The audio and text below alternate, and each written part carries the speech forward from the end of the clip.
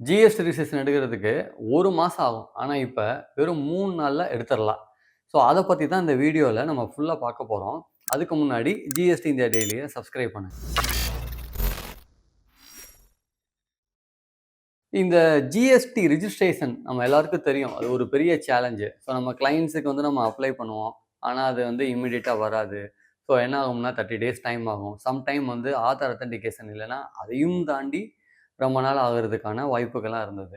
ஆனா, இப்ப ஜிஎஸ்டி ஆக்ட்ல வந்து ஒரு புதுசா ஒரு ரூல் வந்து இன்ட்ரோடியூஸ் பண்ணியிருக்காங்க. அந்த ரூல் தான் rule 14A.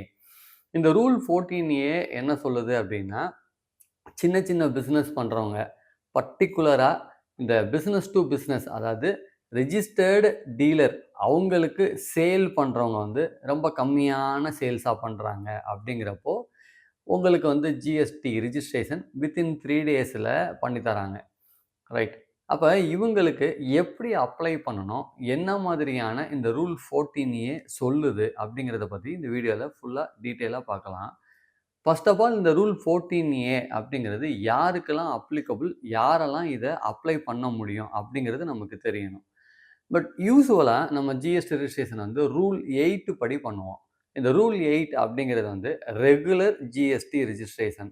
So regular GST ரிஜிஸ்ட்ரேஷன்னா, நார்மலா நீங்க ஜிஎஸ்டி பிசினஸ் பண்றீங்க அப்படின்னா, நீங்க டர்ன் ஓவர் லிமிட்லாம் கிடையாது. ஸோ வாலண்டரியா நீங்க ஜிஎஸ்டி ரிஜிஸ்ட்ரேஷன் பண்ணாலும் சரி, அல்லது உங்களுக்கு வந்து டர்ன் ஓவர் தாண்டிருச்சு, அதனால நீங்க ஜிஎஸ்டி ரிஜிஸ்ட்ரேஷன் பண்ணாலும் சரி, நீங்க பி2பி சேல்ஸ் பண்றதுக்கோ, அல்லது பி2சி சேல்ஸ் பண்றதுக்கோ எந்த விதமான லிமிட்டுமே கிடையாது.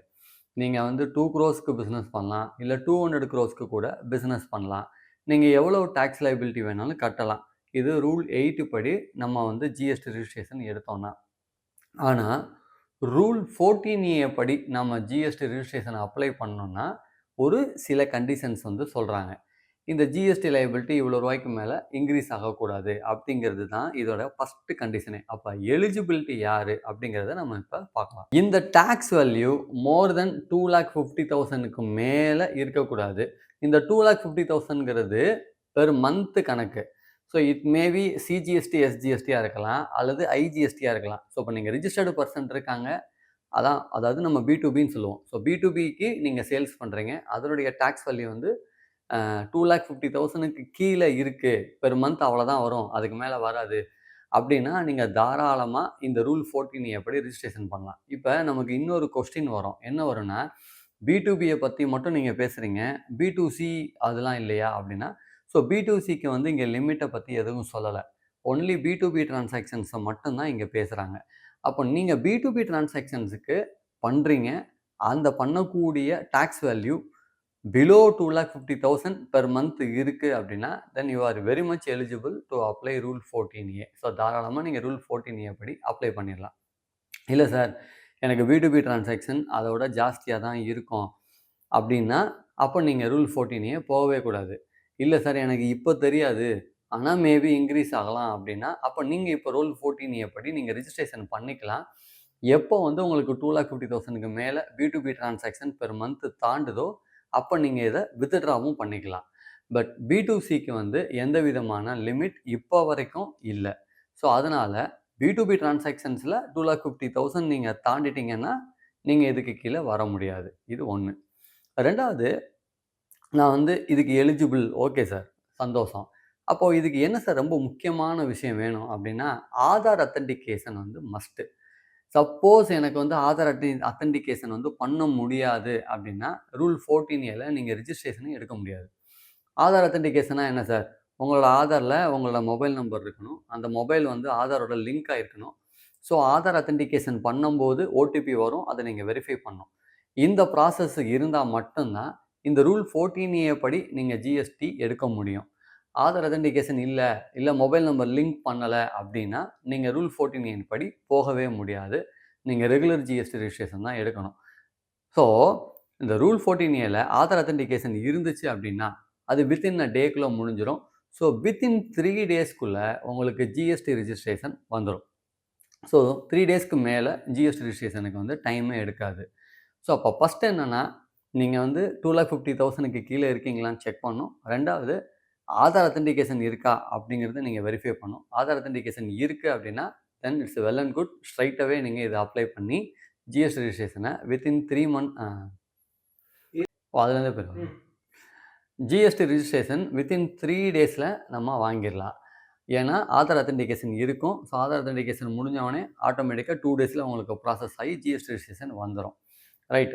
ஸோ இப்போ ஜிஎஸ்டி ரிஜிஸ்ட்ரேஷன் நான் வாங்கி நான் ப்ராசஸ் பண்ணிகிட்ருக்கேன். ஆனால் இப்போ என்னோட B2B டிரான்சாக்ஷனுக்கு நான் டேக்ஸ் கட்டுறது 2,50,000க்கு மேலே பெர் மந்த் போகுது. இப்போ நான் என்ன சார் பண்ணணும் அப்படின்னா, நீங்கள் அதை வித்ட்ரா பண்ணணும். ரைட்டு. சரிங்க சார், எப்போ என்னால் வித்ட்ரா பண்ண முடியும்? அதுக்கு லிமிட் இருக்குது. இப்போது பிஃபோர் ஏப்ரல் 2026, அதாவது 1 ஏப்ரல் 2026க்கு முன்னாடி ரூல் 14A படி நீங்கள் இந்த ஜிஎஸ்டி ரிஜிஸ்ட்ரேஷன் எடுத்திருந்தீங்கன்னா அட்லீஸ்ட் மினிமம் 3 months ஆகுது ஃபைல் பண்ணியிருக்கணும். 3 months ஃபைல் பண்ணாமல் இந்த ஸ்கீம்லேருந்து நீங்கள் வித்ட்ரா பண்ண முடியாது. ஸோ டெஃபினட்டாக 3 months ஆகுது ஃபைல் பண்ணியிருக்கணும். சப்போஸ் இந்த ரூல் 14Aவை யூஸ் பண்ணி ஃப்ரம் 1 ஏப்ரல் 2026க்கு அப்புறமா எடுக்கிறீங்க அப்படின்னா வித்தின் 1 month, அதாவது நீங்கள் 1 month ரிட்டர்ன் ஃபைல் பண்ணால் கூட நீங்கள் என்ன பண்ணிக்கலாம் அப்படின்னா இந்த ரூல் 14A ரிஜிஸ்ட்ரேஷன்லேருந்து வித்ட்ரா பண்ணிக்கலாம். சார் வித்ட்ரா பண்ணிக்கலாம் என்ன சார் அர்த்தம் அப்படின்னா, ரூல் 14A ரிஜிஸ்ட்ரேஷன்லேருந்து வித்ட்ரா பண்ணி ரெகுலர் ஜிஎஸ்டி ரிஜிஸ்ட்ரேஷனுக்கு அப்கிரேட் ஆகிடும். அப்போ ரெகுலர் ஜிஎஸ்டி ரிஜிஸ்ட்ரேஷன் அப்கிரேட் ஆகும்போது நீங்கள் மோர் தென் 2,50,000க்கு மேலே டேக்ஸ் வந்து பேமெண்ட் பண்ண முடியும். ஸோ இதுதான் இந்த வித்ட்ராயல் ப்ரொசீஜர். ஸோ மைண்டில் நம்ம வச்சுக்க வேண்டியது என்னென்னா, பிஃபோர் 1/4/2026னா 3 months அட்லீஸ்ட் நீங்கள் ரிட்டர்ன் ஃபைல் பண்ணியிருக்கணும். அப்புறம் ஆஃப்டர் 1 ஏப்ரல் 2026னா ஈவன் 1 month ரிட்டர்ன்ஸ் இருந்தாலே, அதாவது 1 டேக்ஸ் பீரியட்னு சொல்கிறாங்க. ஸோ 1 month ரிட்டர்ன் பீரியடை நீங்கள் ஃபைல் பண்ணியிருந்தாலே ஸோ ஸ்ட்ரைட்டாகவே நீங்கள் வந்து டேரெக்டாகவே வித்ட்ராயலுக்கு அப்ளை பண்ண முடியும். ரைட். ஸோ இப்போ வித்ட்ரா பண்ணிட்டோம் சார்.